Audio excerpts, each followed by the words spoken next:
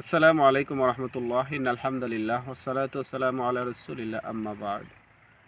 মহান আল্লাহ রব্বুল আলমিন আপনাকে আমাকে অত্যন্ত সুন্দর অভয় দিয়ে সৃষ্টি করেছেন। আমরা মহান আল্লাহ রব্বুল আলমিনের অসংখ্য গণিত নিয়ামতের সর্বদাই ডুবে আছি। এজন্য সর্বাবস্থায় মহান আল্লাহ তাআলার শুকরিয়া আদায় করতে হবে। বিশেষ করে মহান আল্লাহ তাআলা আপনাকে আমাকে যত নিয়ামত দিয়েছেন তার মধ্যে সুস্থতা একটা অন্যতম শ্রেষ্ঠ নিয়ামত। এই নিয়ামতের শুকরিয়া আদায় করতে হবে। হাদিসের মধ্যে রয়েছে 5টা জিনিস আসার পূর্বে 5টা জিনিসকে মূল্যায়ন করো। তার মধ্যে একটা হচ্ছে অসুস্থতা আসার আগে সুস্থতাকে তুমি মূল্যায়ন করো। কেননা একজন মানুষ সুস্থ থাকলে সব কাজ করতে তার জন্য সুবিধা হয়, সব কাজ করতে সে স্বাচ্ছন্দ্য বোধ করে।